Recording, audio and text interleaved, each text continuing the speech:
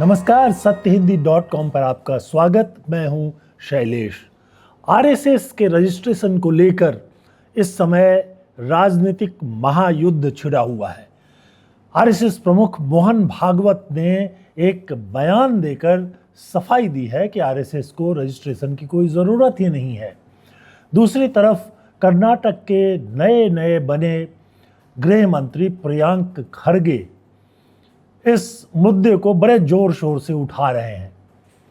खरगे जो हैं वो कांग्रेस अध्यक्ष के बेटे भी हैं और ऐसा लग रहा है कि एक युद्ध चल रहा है। खास तौर पर अब जब मोहन भागवत की सफाई आई है तो उसको नए सिरे से देखने की कोशिश की जा रही है।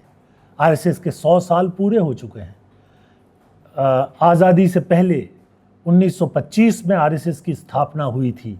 रजिस्ट्रेशन तब भी नहीं हुआ, यानी ब्रिटिश पीरियड में भी नहीं हुआ और उसके बाद भी नहीं हुआ। आज़ादी के ये 75 से ज़्यादा साल निकल गए हैं, तब भी नहीं हुआ। आखिर क्यों आरएसएस को रजिस्ट्रेशन की कभी ज़रूरत नहीं पड़ी, इस पर आज बात करेंगे।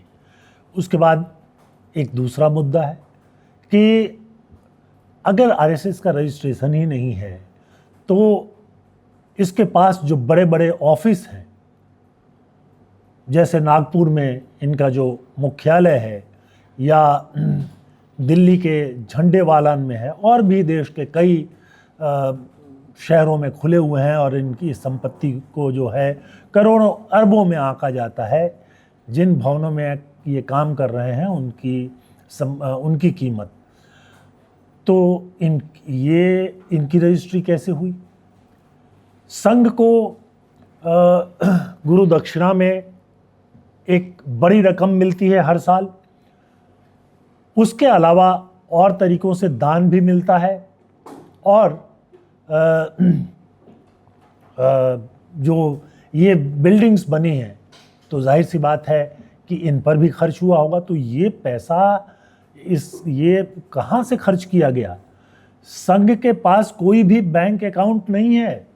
संघ का अपना कोई बैंक अकाउंट नहीं है। किसी भी बैंक में वो पैसे नहीं रखते। तो जो चंदे से पैसा आता है उसको रखते कहाँ हैं? हमने ये सोचा कि ज़रा इस पर खोजबीन की जाए और खोजबीन करके पता लगाया जाए कि आखिरकार संघ को मिलने वाला धन बैंक में क्यों नहीं रखा जाता, संघ के पास बैंक अकाउंट क्यों नहीं है, संघ जिन बिल्डिंगों में चल रहा है उसका मालिक कौन है और उनमें उनको जो करोड़ों रुपए लगा करके बनाया गया है वो पैसा कहाँ से आया और कैसे खर्च दिखाया गया। जब हमने इसकी खोजबीन शुरू की तो बहुत ही दिलचस्प बात सामने आई। चूंकि संघ एक रजिस्टर्ड संस्था नहीं है, इसलिए संघ जो है वो कोई बैंक अकाउंट खोल ही नहीं सकता, क्योंकि जब बैंक अकाउंट खोलने के लिए जाएंगे तो उसमें बहुत सारे दस्तावेज मांगे जाएंगे। तो इसलिए संघ ने कोई अपना बैंक अकाउंट ही नहीं खोला। उसके बाद दूसरी बात आती है कि ये बिल्डिंग्स, इनका मालिकाना हक, तो आपको आश्चर्य होगा जानकर कि संघ इनका मालिक है ही नहीं। वैसे ही अलग बात है कि कुछ दूसरे संस्थाओं के पास इनका मालिकाना हक है, जो कि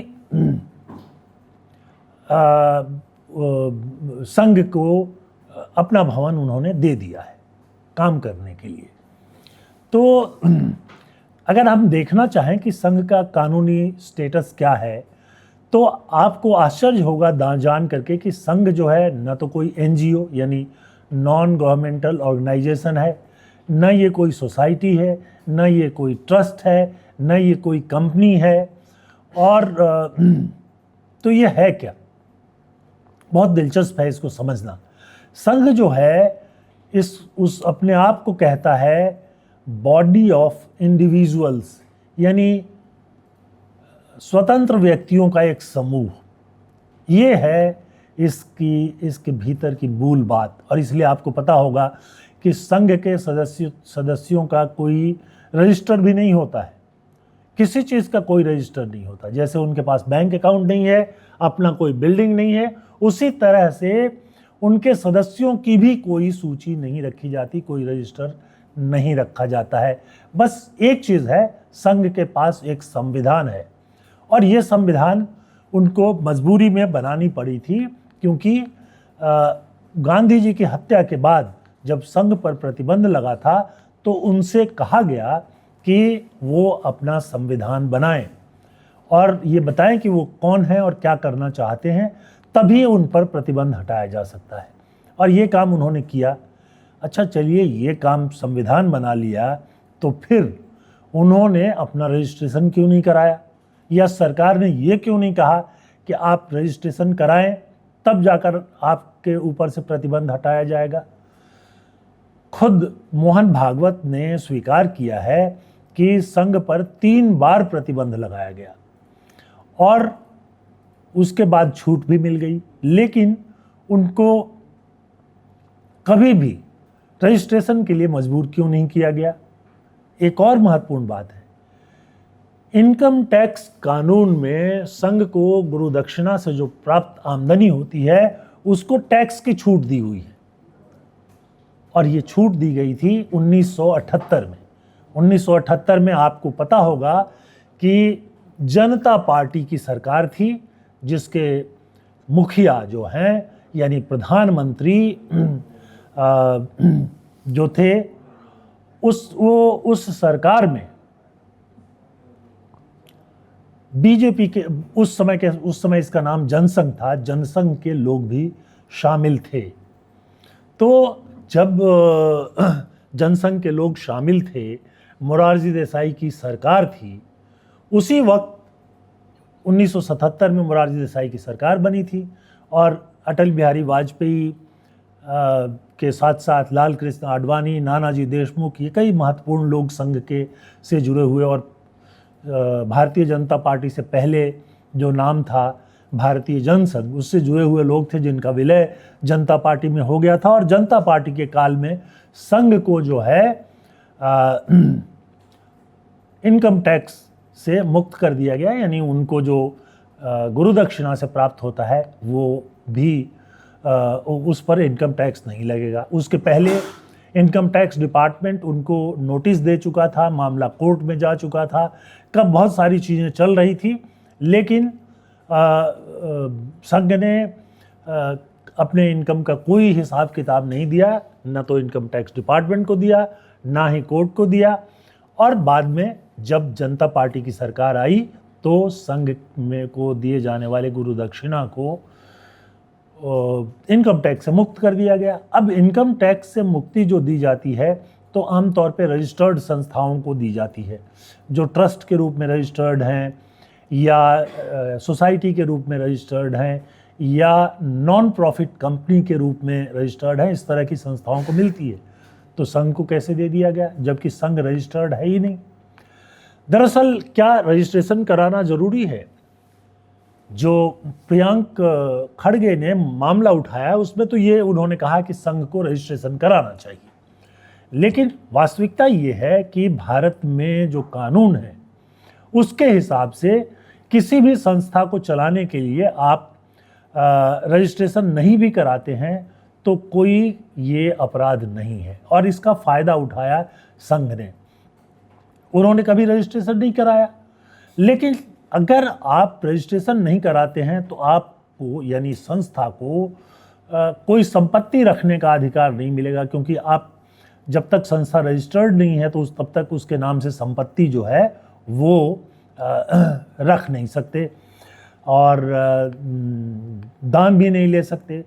तो ये सारी चीज़ें थी, लेकिन इस पर कभी कोई कानूनी रोक लगाने की कोशिश नहीं की गई। इसलिए संघ रजिस्टर्ड नहीं है, और बहुत सारी संस्थाएं बिना रजिस्ट्रेशन के चल सकती हैं। उनको आमतौर पर सरकार का अनुदान नहीं मिलता, और उनके पास जो है अकाउंट खोलने की सुविधा नहीं मिलती जब तक आप कंपनी नहीं होंगे, कंपनी के अधिकारियों के बारे में, कंपनी या एनजीओ या सोसाइटी और उसके अधिकारियों के बारे में सूचना नहीं देंगे, तब तक जो है आप ये अकाउंट जो है वो नहीं खोल सकते हैं, तो संघ ने अकाउंट भी नहीं खोला। अब सवाल उठता है कि जो संघ का पैसा है वो कहाँ रखा जाता है। संघ को के इतने खर्च हैं तो जाहिर सी बात है कि उनको पैसा तो मिलता है, चाहे अनुदान में मिले, गुरु दक्षिणा में मिले और जिस तरह से भी मिले। तो असल में स्थिति यह है कि संघ के बारे में ये कहा जाता है कि करीब करीब 2,500 उसके एसोसिएटेड संस्थाएं हैं, मतलब उससे जुड़ी हुई करीब 2,500 संस्थाएं हैं। वो स्कूल चलाते हैं, कहीं पर हॉस्पिटल भी चलाते हैं, कहीं पर कुछ और चलाते हैं। बहुत तरह के कार्यक्रमों के लिए अलग अलग संस्थाएं बना रखी है उन्होंने।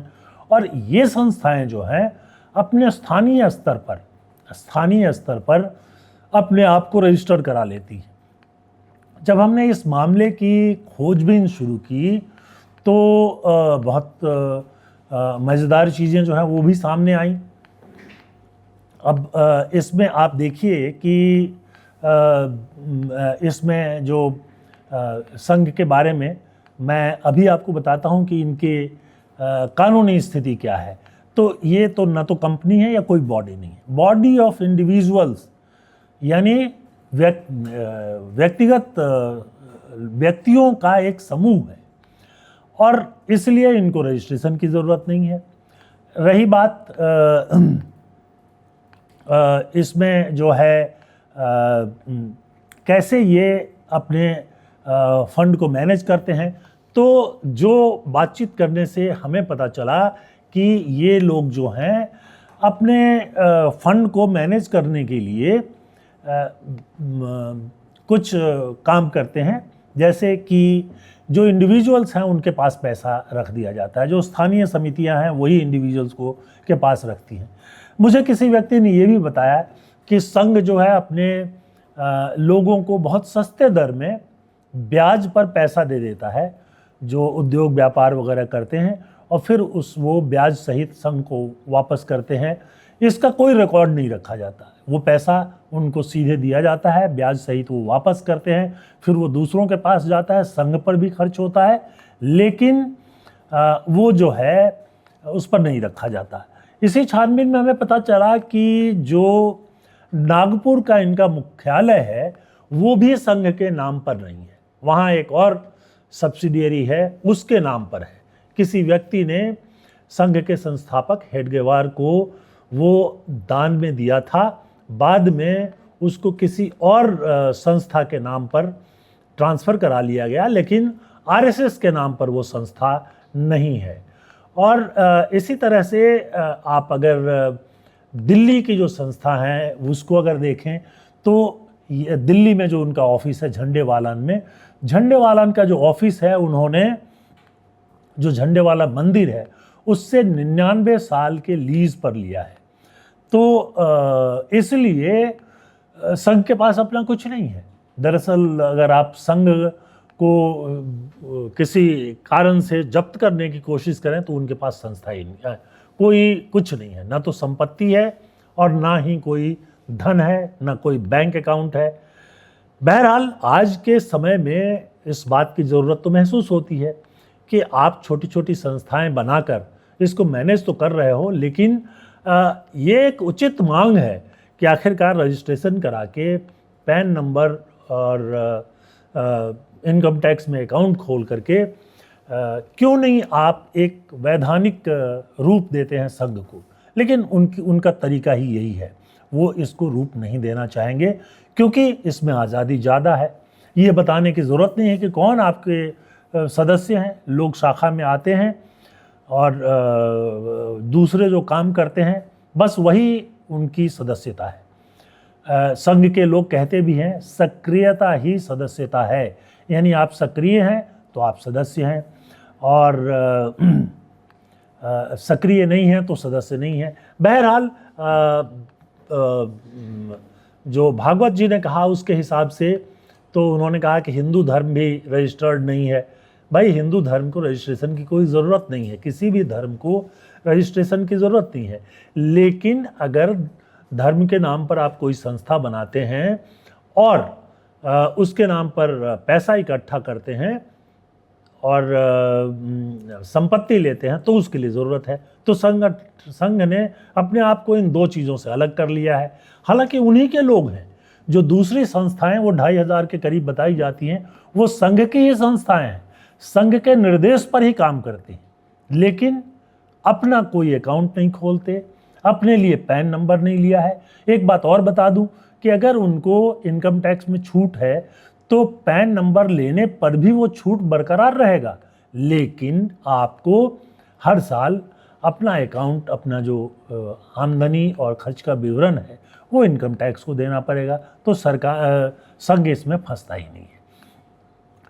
दरअसल ये एक विशाल संगठन है दुनिया भर में, और ये हमेशा एडहॉक बेसिस पे ही चलता रहा है। 100 साल पूरा होने के बाद भी इनका जो एडहॉकिज्म है वो ख़त्म नहीं हुआ है। ये एक महत्वपूर्ण नोट करने लायक बात है। लेकिन मेरा सवाल ये है, और वो प्रियंक खरगे जी से और कांग्रेस के सारे नेताओं से है, कि भाई अगर आपको इनके रजिस्ट्रेशन की ज़रूरत थी तो आपने कानून में बदलाव करके, 1860 वगैरह का कानून है ये जिसमें रजिस्ट्रेशन कराए जाते हैं, तो आपने कानून में बदलाव करके किसी भी सामाजिक संगठन के रजिस्ट्रेशन को अनिवार्य क्यों नहीं किया? चाहे वो ट्रस्ट के रूप में हो, चाहे वो सोसाइटी के रूप में हो, चाहे वो कंपनी के रूप में हो, इसको अनिवार्य क्यों नहीं किया? दूसरे, अगर आप चाहते थे कि संघ जो है वो इनकम और खर्च का हिसाब किताब दे, तो आपने इसको कानून में क्यों नहीं रखा? क्यों उनके छूट को जो 1978 में जनता पार्टी की सरकार के दौरान, मोरारजी देसाई की सरकार के दौरान दी गई थी, उसको कायम रखा? दरअसल ये जो चीज़ें दिखाई देती हैं वो ये लगता है कि बस एक स्थानीय स्तर पे कभी कभी कुछ सोच आ जाती है और उसको एक नारे के रूप में उछाला जाता है, लेकिन जब आपके पास सत्ता है, अधिकार है, तब आप कुछ नहीं करते हैं।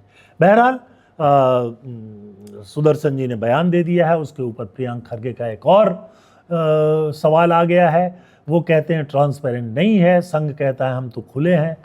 तो ट्रांसपेरेंट हैं कि नहीं है? जो वो संगठन है वो अपना अकाउंट जमा कर रहे हैं कि नहीं कर रहे हैं? इन सारी चीज़ों के बारे में संघ को एक विस्तृत बयान तो देना ही चाहिए। अब ये दिल्ली में ही कोई 12-13 मंजिल का एक कॉम्प्लेक्स जो करीब करीब 4 एकड़, पौने 4 एकड़ में है, वो बना, करीब 150 करोड़ रुपए के खर्च की बात की जा रही है। अब ये जो मूल ज़मीन है ये तो झंडेवाला मंदिर सोसाइटी की है, और उसे बद्री भगत ने संघ को दे दिया था, और उस समय गोलवरकर जो हैं वो थे संघ के प्रमुख। 99 वर्ष के लीज पर दी गई थी, तो 47 के बाद अभी 100 साल तो पूरा नहीं हुआ है, 99 साल पूरा नहीं हुआ है। जब होगा तो देखा जाएगा। अब बाद में इसको जो है श्री केशव स्मारक समिति जो एक ट्रस्ट है उसको दिया गया। ये ट्रस्ट जो है इसका संचालन भी जो है वो संघ ही करता है। दिल्ली डेवलपमेंट अथॉरिटी यानी डीडीए ने इसको कोर्ट में चुनौती दी थी, लेकिन कोर्ट ने जो है समिति के पक्ष में फैसला दे दिया, और ये जो मंदिर है उसके पास फिलहाल उसके अधिकार नहीं हैं। ठीक वही स्थिति नागपुर की जो मुख्यालय है उसकी भी है, और ये जो है रेशिम बाग जो जिसको कहते हैं, वो ज़मीन जो है वो एक व्यक्ति ने दी थी, और वो बाद में उन्होंने संघ ने अपने एक संस्था के नाम पर करा लिया। तो ये भी जो है एक महत्वपूर्ण मुद्दा है। बहरहाल संघ जब व्यक्तियों का समूह है, हालांकि व्यक्तियों के समूह को ही सोसाइटी कहते हैं, व्यक्तियों का समूह ही कंपनी है, व्यक्तियों का जो समूह है वही ट्रस्ट है, लेकिन इनके रजिस्ट्रेशन को कानून में अनिवार्य नहीं किया गया है। इसका ये फ़ायदा उठा रहे हैं।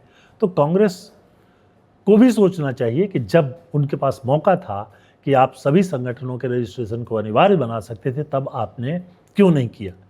और आपसे एक अनुरोध करना चाहता हूं कि कमेंट सेक्शन में आकर के आप अपनी राय दीजिए। आप बताइए कि क्या इतना बड़ा संगठन आरएसएस, जो पूरे देश में अब फैल चुका है, जिसकी 2500 जिसकी सब्सिडियरी या उसकी उपशाखाएं हैं जो अलग अलग नाम से चल रही हैं, जिसके अलग अलग लोग प्रबंधन से जुड़े हुए हैं, उनका रजिस्ट्रेशन होना चाहिए कि नहीं, उनका ऑडिटेड अकाउंट जनता के सामने रखा जाना चाहिए या नहीं। और ये भी बताइए कि भाई कांग्रेस को ये जब सत्ता में होते हैं तो ये दर्द याद क्यों नहीं करते हैं। आपकी राय बहुत महत्वपूर्ण है, आइए और अपनी राय दीजिए। एक अनुरोध ये है कि हमारे जो प्रोग्राम्स हैं उनको लाइक कीजिए और चैनल को सब्सक्राइब कीजिए। जो बेल आइकन यानी जो बटन है, घंटी है, उसको दबा दीजिए ताकि आप तक सूचना तेज़ी से पहुंच सके। और ये भी चाहेंगे हम कि हमारा जो ऐप है, सत्य हिंदी का ऐप है, उसको डाउनलोड कर लीजिए ताकि आप बेहतर ढंग से कहीं भी कभी भी प्रोग्राम देख सकें। और सत्य हिंदी के सदस्यता का कार्यक्रम अभी भी जारी है, संभव हो तो उससे भी जुड़ जाइए। आज के लिए बस इतना ही। बहुत बहुत धन्यवाद। नमस्कार।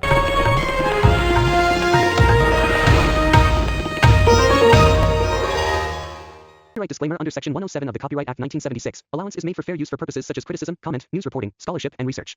Fair use is a use permitted by copyright statute that might otherwise be infringing.